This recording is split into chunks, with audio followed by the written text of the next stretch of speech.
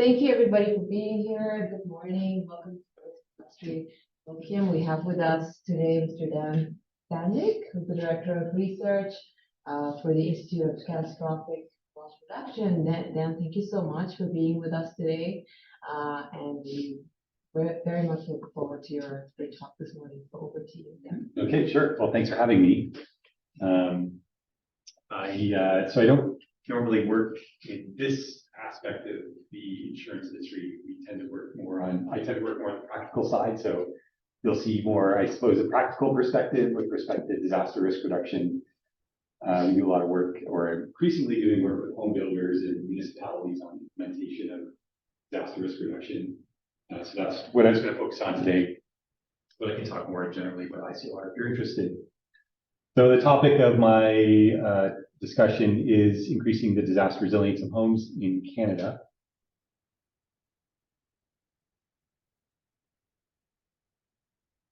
So really quickly about ICLR. We've been around for about 25, 26 years now, 27 years, I suppose. We were formed in 1997. Initially, we were a committee at the Insurance Bureau of Canada, and then later on split off into a separate organization. We're a nonprofit, but we're also an institute of Western University, housed within the engineering department there. And we have an office at Western in the Jackma building.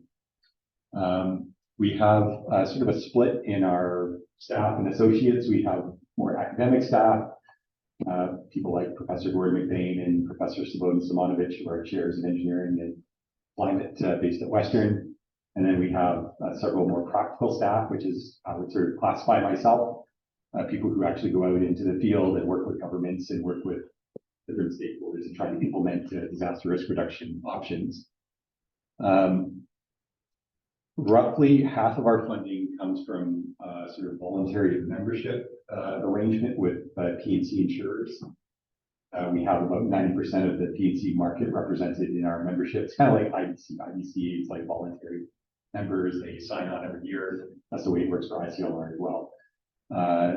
And for the last few years, historically that was most of our funding, but I would say in the last 5 to 10 years, as the interest in disaster risk reduction and climate adaptation has increased, we've had more opportunities for government funding. So the last 5 years, about half of our money comes from insurance, and the other half comes from numerous government projects that we kind of selectively participate in.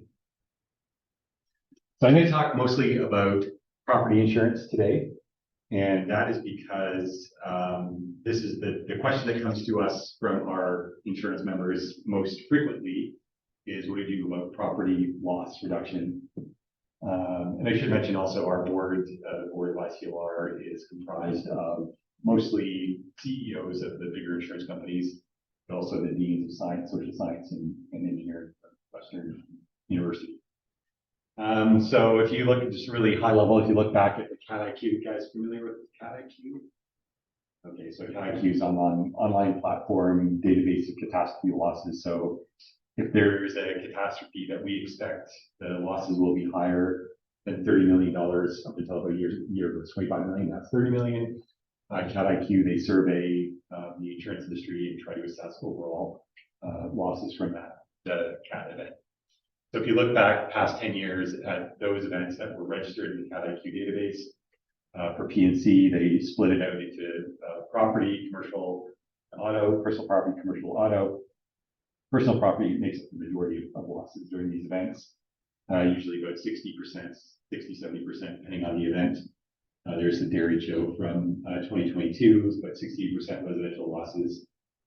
The majority of losses are also driven by high wind, hail, urban basic flooding, and I'll describe what that is, and wildfire. And these are the areas that our members have asked us to focus our attention on. So we focus on residential buildings and these 4 core hazards, as well as seismic. But I'm going to talk more about climate risk today, so I'll talk about these hazards. So briefly, again, a little more in-depth information about ICLR. So historically, we were more a research organization. So we focused a lot of our research on understanding vulnerability of buildings. And I'm going to use the term Part 9, might slip in there accidentally. Part 9 is the part of the building code that governs low-rise structures. So buildings that are 3 stories or less, 600 square meters or less, they're governed by Part 9. It's prescriptive. So basically anybody can take Part 9 and build their own home. Theoretically, you should be able to take Part 9, build your own house, and have it approved by a code official. Of course, it's incredibly complicated. It's thousands of pages, and the average person can't do it.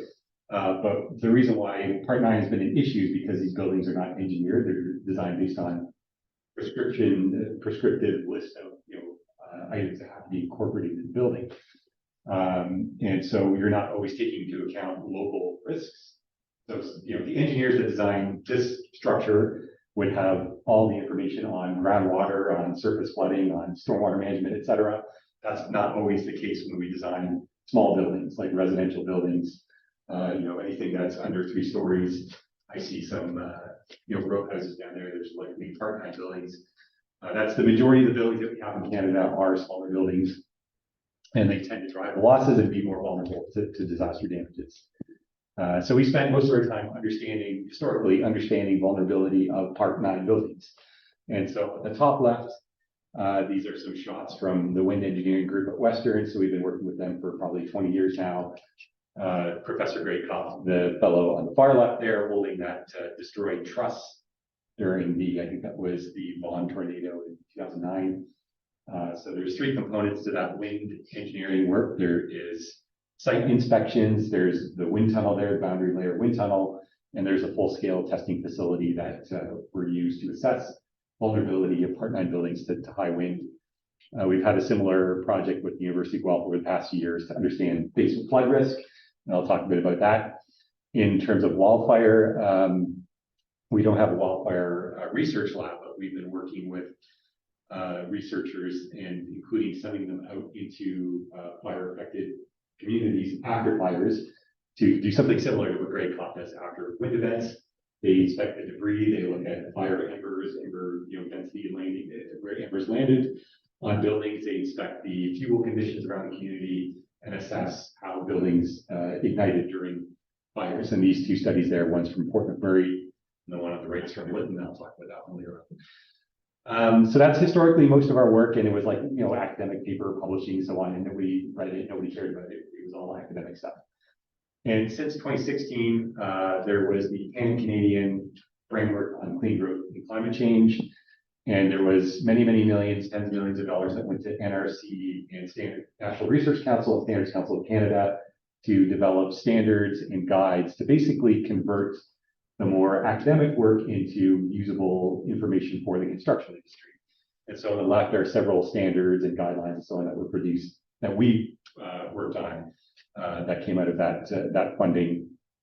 We also work with municipalities and so on. So we've kind of shifted from research to standards and guides for the construction industry, for building officials, for homeowners, et cetera. And then in the last 5 years, we were asked by our board, again, mostly insurance CEOs, to move beyond research and standards and guides and look for opportunities to actually physically implement disaster risk reduction. And we've done that. We're a small organization. We have like 4 or 5 staff, depending on what projects we have. We've been tasked with implementing disaster resilience for residential construction for the country. But that starts with pilots. And so we've conducted a number of implementation pilots with municipalities, with developers, mostly municipalities and developers to date, and not provinces and not federal government. We can talk about that later. And also with our insurance members, we have a program called Insurers Rebuild Stronger Homes. I'll talk about later on. So we went from research to guidance to now moving towards implementation. So I'm going to talk about these 4 core hazards and give you background to what these hazards are, what drives loss. Not always from an actuarial perspective, more from a design, engineering, the public communication perspective, I would say, but sort of like an introduction to a disaster vulnerability of homes. So first, I'm going to talk about urban fluvial basement flood. And you guys probably know this is a major driver of disaster loss, especially for the insurance industry. Sewer backup historically was the most widely available flood coverage in Canada until 2015, when Aviva and Co-op introduced stormwater coverage. And now we have some insurers insuring river floodplain flooding, but not that many. It's very high risk and with adverse selection, all that stuff. So typically, historically, urban basement floods continues to be the major driver of loss. So I'm talking about urban fluvial flood, and you guys may be familiar with some of the tools like JVA, impact forecasting that insurers are using to underwrite stormwater flooding. When I'm talking about stormwater flooding, I'm largely talking about flooding that occurs off of the river floodplain. And so this map here is, this is a map of the defined river floodplain areas in the GTA as defined by the Toronto Region Conservation Authority, the Credit Valley Conservation Authority. Those are those dark shaded areas. And then the black dots are locations where homeowners made a sewer backup claim during the 2013 July storm, major storm event that hit Toronto. Maybe you guys experienced some of that in York University area, this area. And so what you can see is the claims for these types of storm tend to not be on those predefined floodplain areas. They're off the floodplain, and there's a number of factors that drive flood risk in these scenarios. Here's another example of flooding. This is just outside of Hamilton a few years ago. And so we get flooding in areas that are off of floodplains, typically just because of the intensity of the rainfall events. So this area of Hamilton, this is Binbrook, the 100-year return period storm event would normally result in 100 millimeters of rain over a 3-hour period. But during this storm in July 2012, they had 250 millimeters in 3 hours. So way beyond stormwater management standards, stormwater systems become overwhelmed, and then buildings get flooded over the surface, through the ground, many different mechanisms. And another important thing to note here is that even brand new subdivisions, typically new subdivisions in Ontario, are designed for 50, 100-year return period events. So this exceeded those levels of design by far. So even new subdivisions can be vulnerable to this type of flooding. And feel free to interrupt if you have questions. And reflecting this, the City of Toronto, after there was major flood events in 2000 and 2005, and they defined a number of priority areas for basic flood protection. So these are areas where they would be investing billions of dollars to upgrade stormwater, underground sewers, look at block rating issues, overland flow routes, and so on. And they define these areas based on largely homeowner complaints. So homeowners call the councilor, they complain, and so your area becomes a priority area. So it's retroactive, like people complain about flooding from 2000 to 2005, and then you get designated as a priority area. The 2013 storm hit a whole bunch of new areas that were not previously defined in their basement flood priorities. So the shaded areas are the previous priorities, and then again, the black dots, that's where people called the city and said we had flooding during July 2013. And that experience resulted in Toronto Water basically saying the entire city is vulnerable depending on rainfall intensity. So this was Ted Bowering, he's retired since then, but he wrote into the staff report, it is apparent that the incidents of flooding occur where there is a combination of heavy rainfall and local low-lying areas, and that can potentially occur anywhere across the city. And so since 2013, the city has worked to redefine the entire city as prone to basement flooding, and now their priority areas cover the entire city, and they're investing billions of dollars across the city to mitigate flood. But the important thing here is that there was no assessment. We were assessing areas based on flood occurrence, and that's an ongoing problem for public policy in Canada. We don't have publicly available information on this hazard typically. And I just wanted to mention climate change is going to make this problem worse. If you go to climatedata.ca, that's the Canadian Center for Climate Services main sort of climate data hub. They have a method here for assessing future intensity of these extreme rainfall events, these like short duration, sub-daily rainfall events. Basically, there's a lot of detail, but this is what they presented to the public as something you could use to assess future rainfall intensity. And it's basically a 7% increase for every degree temperature increase. So we expect 2 to 3 degrees, 14, 21% intensity increase in these rainfall events. So more rainfall in the future, And that method is all outlined in that CSA guide there. And so when your home floods, has anybody here had their house flooded? Okay, yes. Yes. A little bit. Sorry? Yes. Yes. Okay. Yes. Good. I would say that's the most, when I give presentations, there's always people in the audience that had basement flooding. And I was presenting a long time ago when I first started. An engineer was like, well, if you dig a 6-foot hole in the ground, it eventually will fill with water. And that's what you're kind of dealing with here. But when your home floods, there's typically a combination of flood types that you're experiencing. There's what most people's minds would go to surface flood. So water flows over the ground into the building through doors and windows and sunken basement doorways, that sort of thing. So that's one type of flooding. That type of flooding, historically not insured until we had the 2013 flood in Calgary, and all of the insureds were pissed off because they were like, I've been paying insurance for 40 years, and you're not going to cover me. And one neighbor would be covered for flooding, and the next neighbor wouldn't. It was like, well, why was that covered? And it all came down to like really, strict interpretations of wordings that excluded surface flooding but covered sewer backup. And it was all very difficult and not a good reputational issue for the insurance industry. So this type of flooding has become more insured in Canada since 2015, but still, it's the penetration is growing. So that's surface flooding. Next is sewer backup, and I'll describe that in a minute. So these are all, sewer backup, and then infiltration flooding, groundwater flooding is another mechanism of flooding. And then there is a whole bunch of sort of random lot level, failure of your sewer connection, your sump pump fails, all these different factors that could cause flooding in your building. So there's these sort of three main drivers of catastrophic loss, and then numerous sort of miscellaneous drivers of loss at the property level. And these are all outlined in detail in this standard, CSA Z800. If you're interested, we helped write this. It was published in 2018, up for renewal. This was part of the work that was funded after that Pan-Canadian framework on clean growth and climate change, but that provides detail on all of these flood types. So really quickly, some examples. I mean, this is like obvious lock rating and drainage, major driver. Most older neighborhoods, typically, pre-1960s, 1970s, typically don't have good lock drainage. And basically, it's like lot slopes away from the building. There's swales, there's surface drainage that the city provides on the roads and so on. Older neighborhoods often don't have this. You can see here, like all graded toward the property. We've got sunken basement doorway here with no protection that's there. Obvious causes of flooding. But the interesting thing here is that we are, for affordable housing reasons, we're promoting this type of living arrangement. We want more basement apartments. And we've changed the building code in the last few years to accommodate using basements as living space for a number of reasons.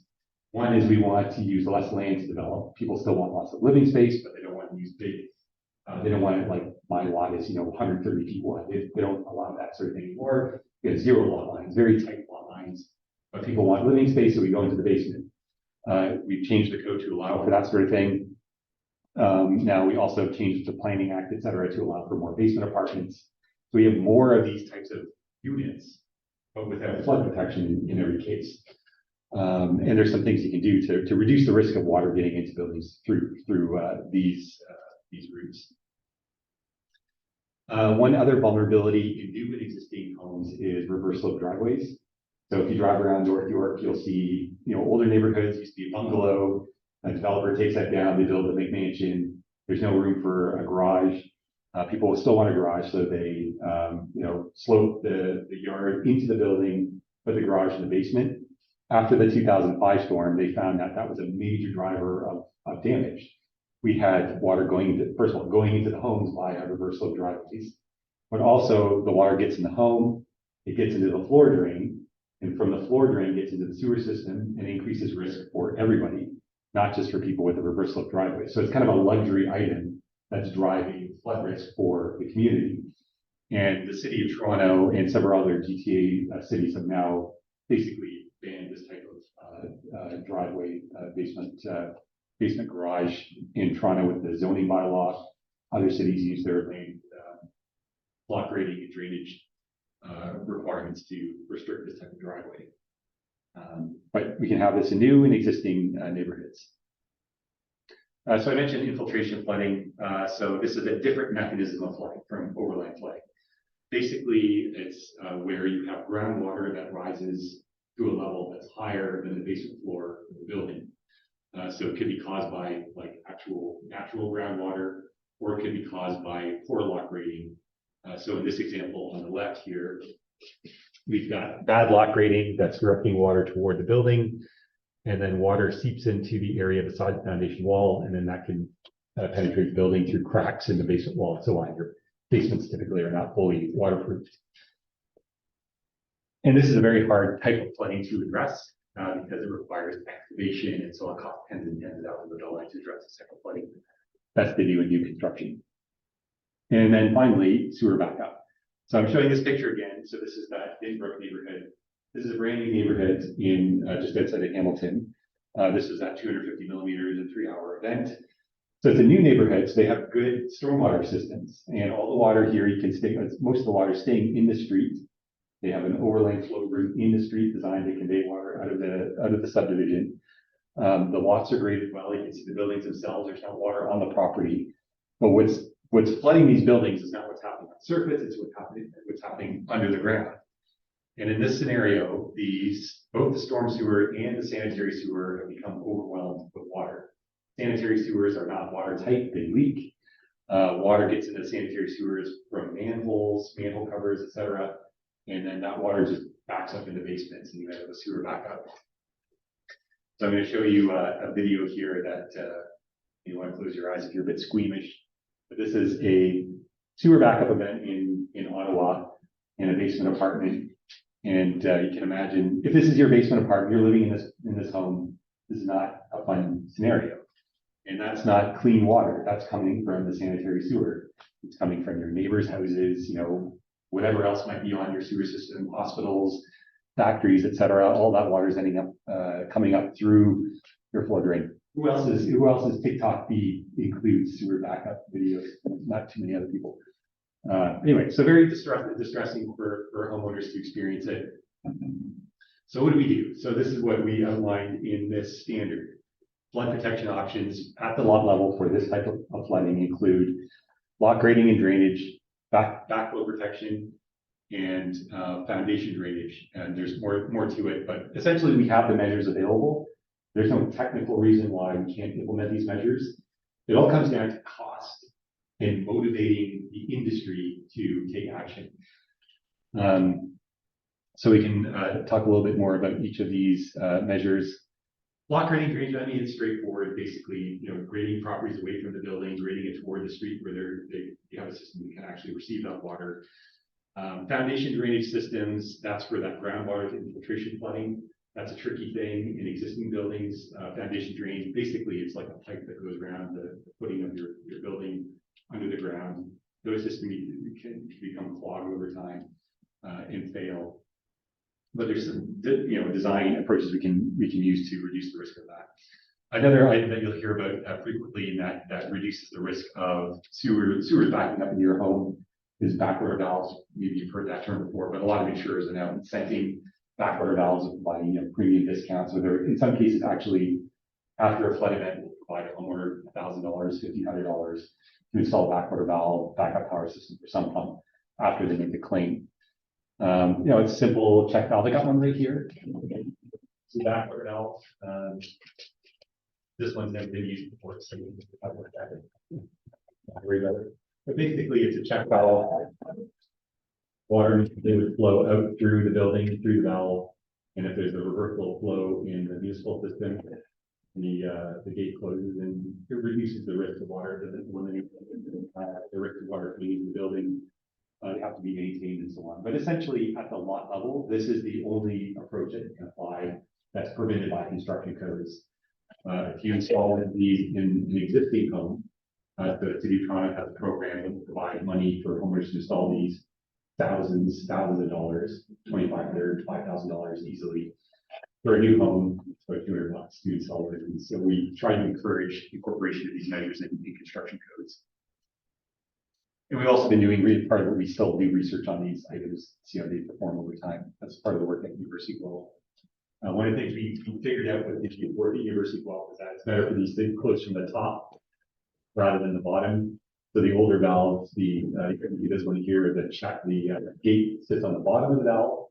And so you get debris kind of going past that gate constantly, kind of floats a bit, stuff gets underneath, and then the gate sticks. We showed this to the manufacturer, and within a couple of years, we came up with a new model.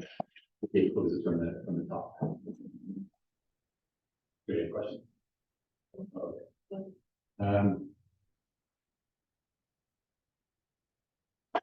So I mentioned before that there is not a lot of information out there for homeowners or for the public on this hazard. The city of Edmonton is the one exception. City of Edmonton in 2018, the Edmonton Journal submitted a freedom of information request to the city and said, you have information on what areas of the city are vulnerable to flooding. You should be releasing that to the public so they know when they buy a house if they're vulnerable to flooding. Most municipalities have information like this.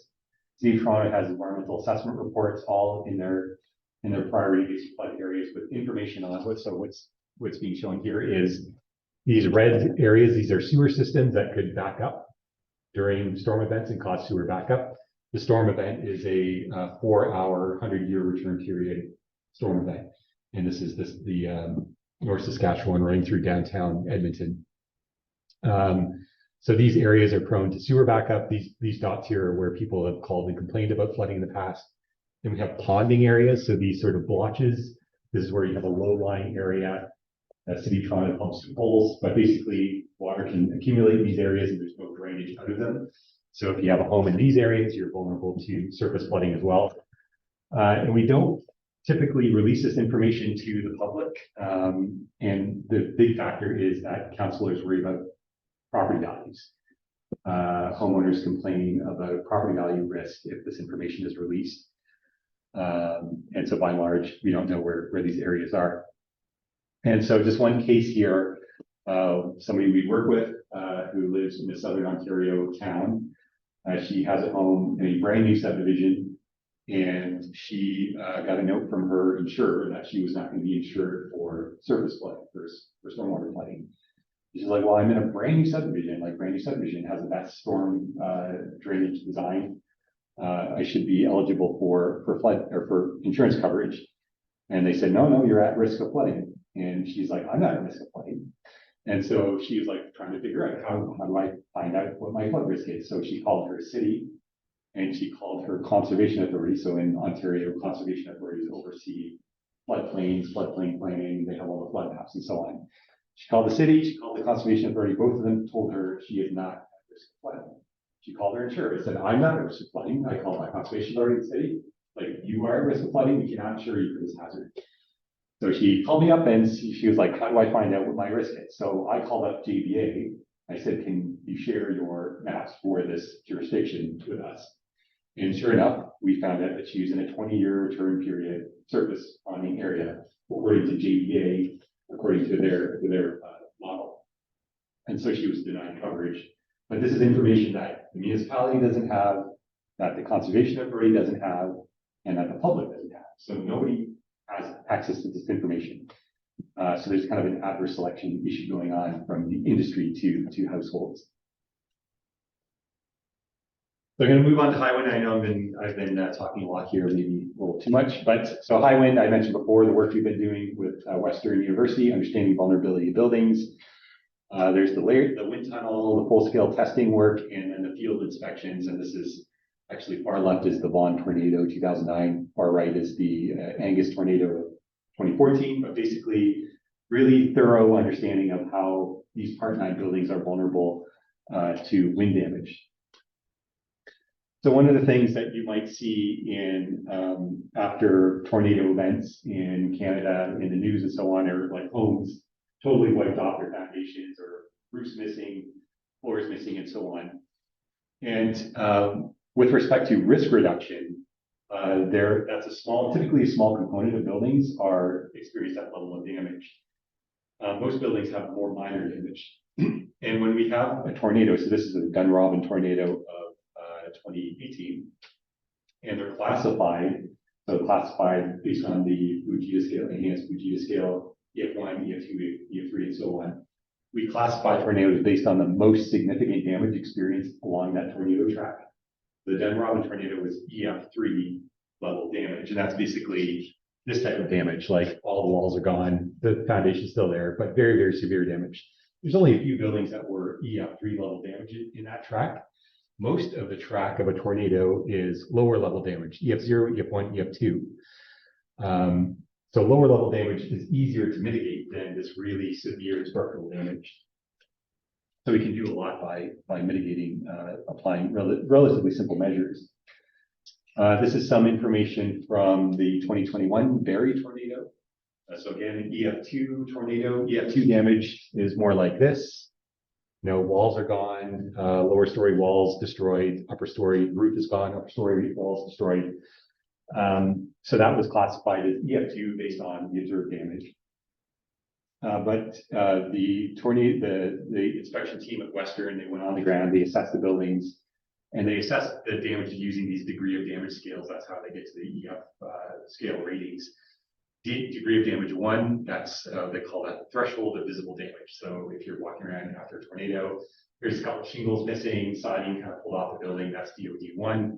DOD2 is loss of roof cover, damage to vinyl, so sort of the very exterior cladding elements of buildings. If that's damage, that's a degree of damage 2. And then we work all the way up to degree of damage 10 or a degree of damage 7, where you've got walls collapsed or the building is wiped off the map. So we were offered some data from RISC after that tornado, and this is RISC using Xactimate, so that's what the restoration contractors use to assess the cost so they can bill the insurer for repairing buildings. And we had several hundred data points from them. But basically, we found, looking at both the degree of damage information and the cost of repairing buildings, is that most of the damages were degree of damage 1 or degree of damage 2. That means roof cover, siding, relatively simple elements, not major components of the buildings, were driving most of the loss and most of the repair costs, and most of the buildings that were affected by this lower level of damage. That means we can do a lot by mitigating these elements of buildings. So the far left, that's sort of the lower level damage. We can use better shingles, we can use underlayment under shingles, we can use better siding, et cetera, to really reduce a lot of that vulnerability to damage. And as you move up and as we become more interested in life safety risks, then we can talk about the structural elements of buildings. And the structural elements of protecting buildings, basically it's wind exerts lateral loads and uplift forces on buildings. So they push the building from the side, and they also pull the building from the top. And so what you want to do is enhance the sort of side-to-side resistance of the building, but more importantly, and we see a lot of the more intense damages with that uplift loads. That means attaching the shingles, attaching the sheathing on the roof to the roof structure, and then attaching the roof structure to the walls. And then everything becomes well attached all the way down to the foundation. And that's what we're showing in the far right image. Right now, the way we design buildings is to keep them up from gravity. Gravity is the main force of concern. So we don't have these structural connections coming up through the building to keep roofs on, to keep roof sheathing on during wind events. And so that's what's been outlined in some more of these guidelines and standards that came out of that Canadian framework funding. CSA S520 is one of the standards we worked on that was released in 2022. We did a pilot with the builder in St. Thomas, like Terry Holmes, and he applied some of these structural connections I mentioned before, like connecting the roof onto the walls and so on. We always get pushback from the building industry, but he actually tried to do it. He found a way that was inexpensive. And so we went out to the framers after the first year that he did this work, and we asked the framers, what do you charge the builder for this additional work? And how much time does it take you? And so what they're doing here is they're installing these big truss screws.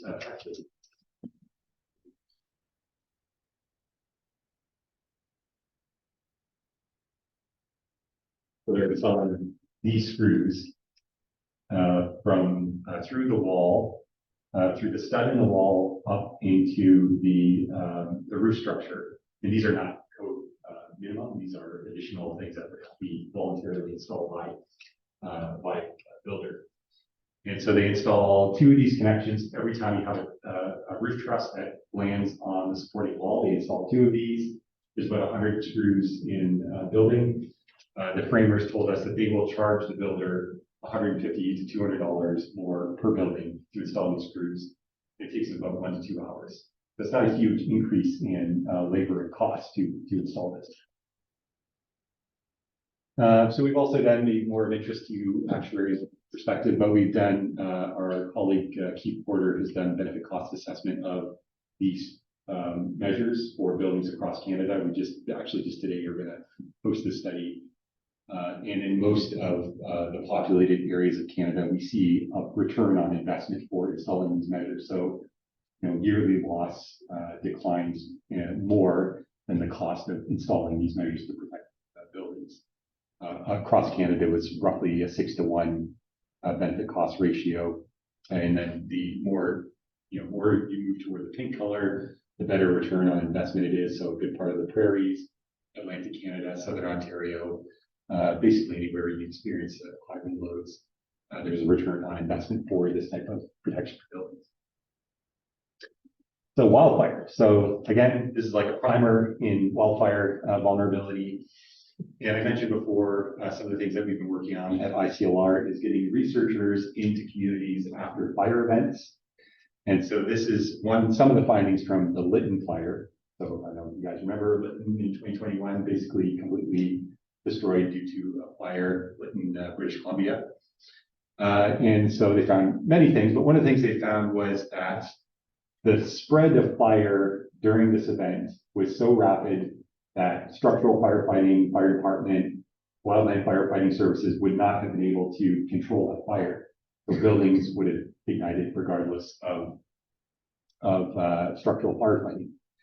And so another new resource that's been issued for the construction industry is the National Guide for Wildland Urban Interface Fires, which outlines how to protect communities from wildfire.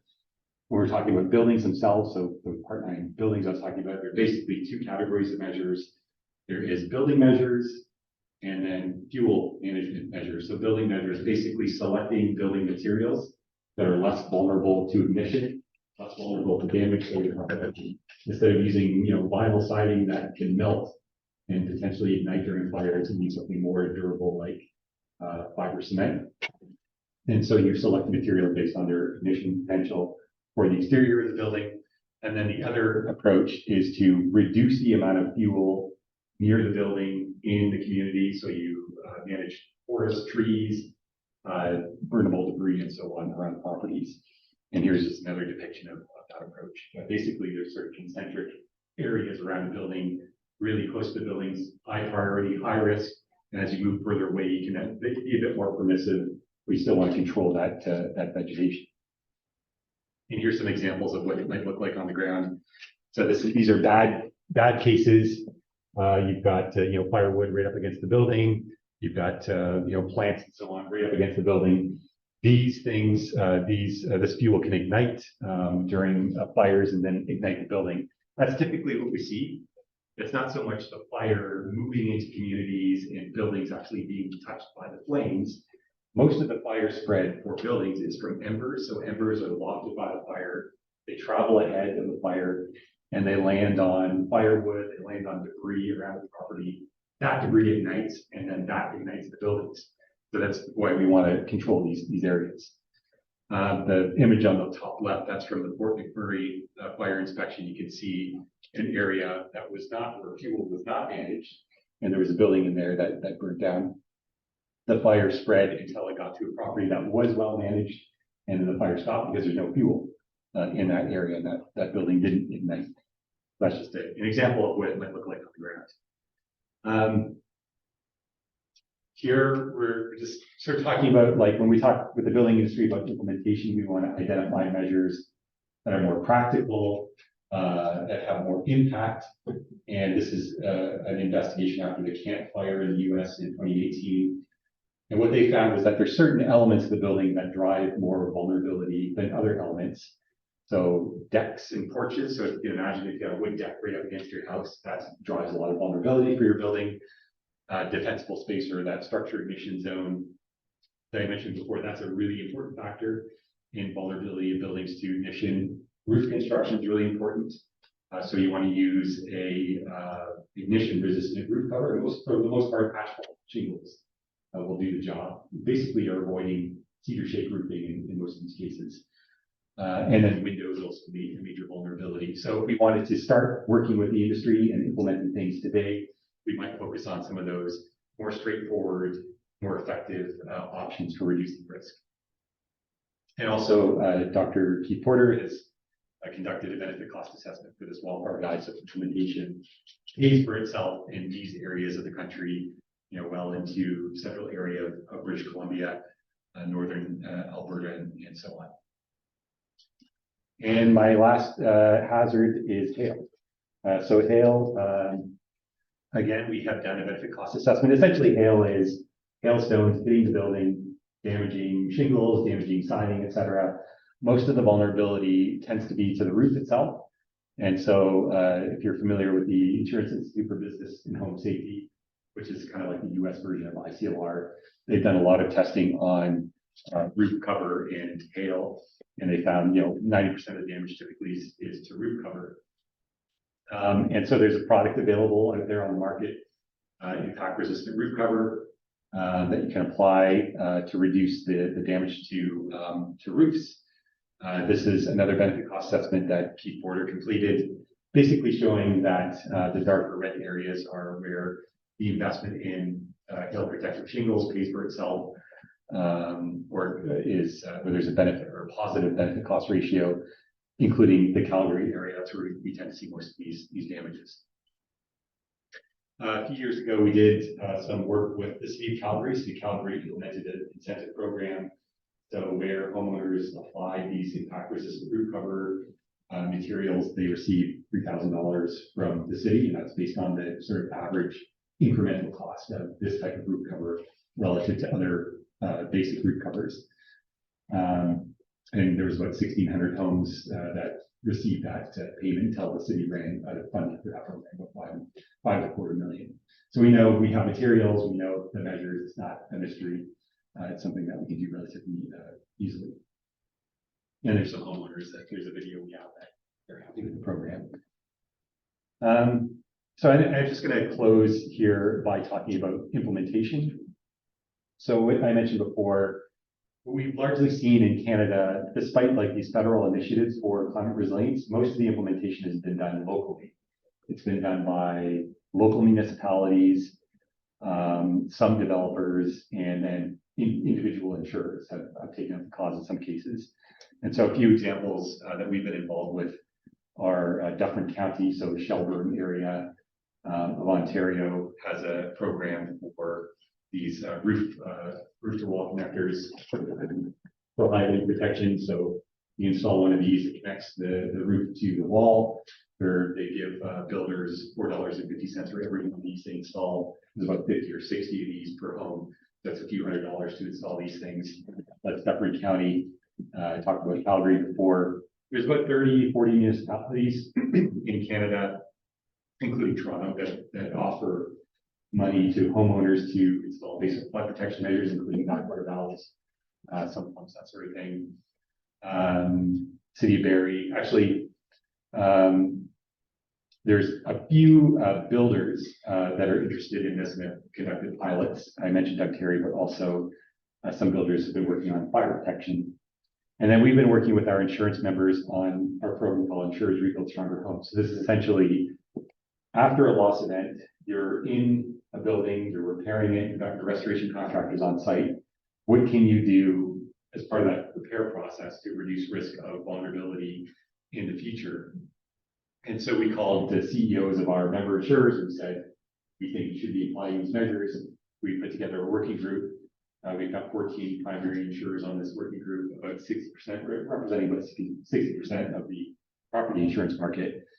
And we've asked them to focus on a few key elements for basic flood, for hail, for high wind, for wildfire. So for basement flood, it's backwater protection, some pump backup power systems. For hail, impact roof cover, impact resistant roof cover. For high wind, focusing on roofs, better shingles, underlayment for roofs. And then for wildfire, the fuel management around buildings and some elements of the cladding for less ignition vulnerable cladding. And we've seen several insurers, notably Desjardins, Wawanesa developed a new product. Desjardins worked to incorporate payments by default for impact-resistant roof cover in the Calgary, Airdrie area, and then across Canada for basic flood protection, mostly backwater valves and some pump power backup systems.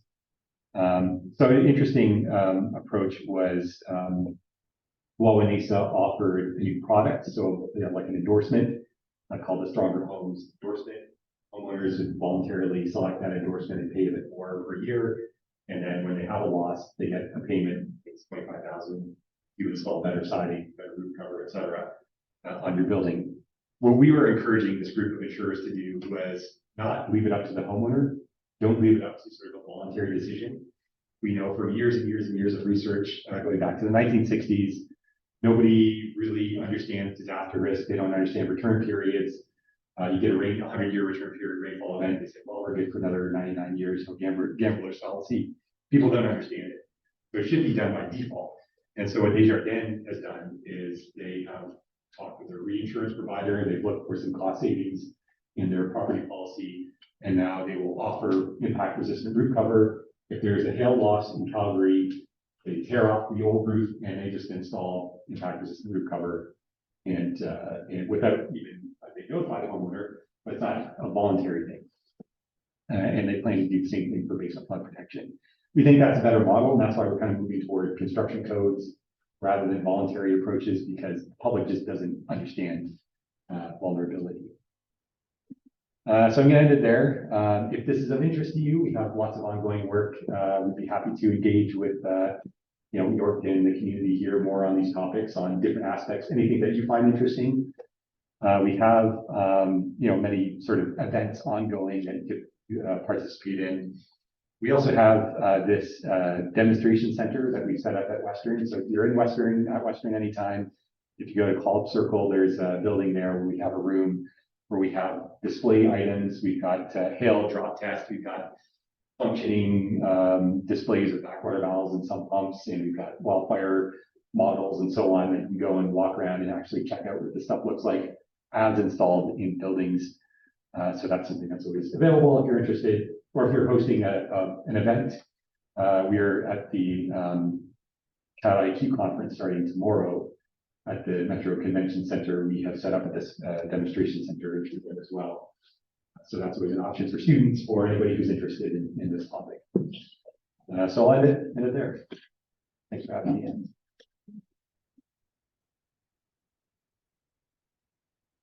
Do you have any questions?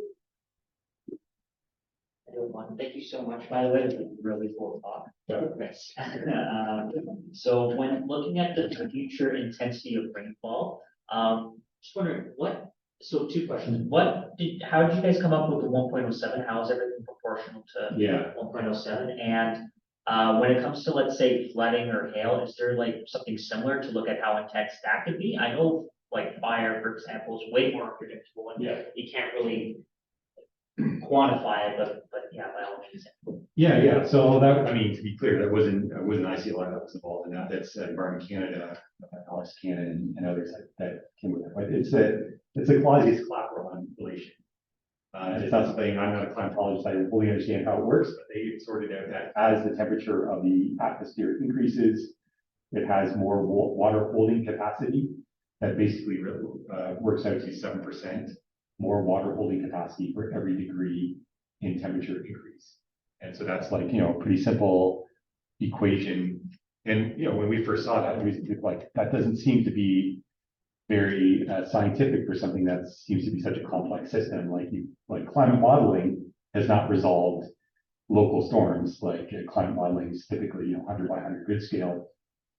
So it's sort of a shortcut to get a rough estimate of future intensity using relatively defendable method for the climate change community.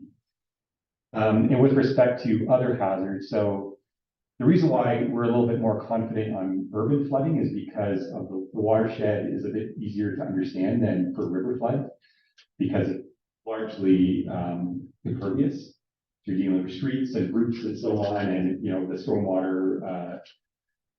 the stormwater behavior is more well understood in urban areas than in like the prairies or what have you. So we're a little bit more confident that an increase in rainfall intensity during these really short storms will result in more flood risk. Whereas for river flood, you're dealing with huge watersheds, and there's interactions of the state of the land right before the storm. Like if we have more drought, things are going to be drier. So theoretically, there's more water holding capacity in the ground before a storm if everything's dry. So if we have more drought, maybe we're less vulnerable. We haven't really worked that out yet. Like the river flood modeling community hasn't worked it out. There are two jurisdictions in Canada, Newfoundland and New Brunswick, where they have incorporated climate change into their flood mapping and have actually started using that for land use planning. But I've been in meetings, I'm not a climatologist again, but I've been in meetings where their provincial engineers and the Environment Canada climatologists are arguing about their methods, and we haven't really resolved the methods for figuring these things out yet. But from an insurance perspective and from a risk management perspective, let's do what we can with the information we have. Let's be conservative. Let's apply the information we have available and not build buildings in these areas. Same thing goes for firefighters. A little bit more they figured out there's some factors that are pretty clear. Just ambient temperature, higher temperatures means that fires are more likely to occur and harder to control. And the fire season is longer. There's more potential for fires to occur, that sort of thing. So it's a little bit more straightforward for fire. But we're dealing with a lot of uncertainty. We have a method at ICLR, the PIEVC protocol, that is meant to help engineers sort out the uncertainty of future climate projections and use uncertain data for designing infrastructure and buildings. And it's a method for understanding uncertainty and working with uncertain data and still being able to use that data for designing systems.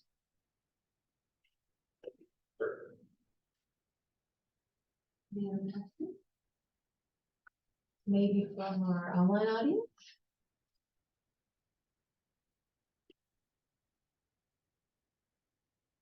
You can unmute yourself if you have any questions.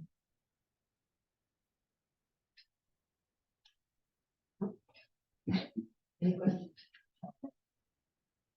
Almost time, but well, a very quick one. Just to maybe clarify, based on what you described, the risk reduction here is really risk mitigation, right? Right. So that you are trying to reduce the vulnerability, and this is where you're working on. It's like your domain is this physical map of the vulnerability, and you're trying to. This is great, but how do you then connect it to the? Because usually insurers look at the exposure, right, and then the financial loss that is coming after that as a result of the exposure, and not just the physical map.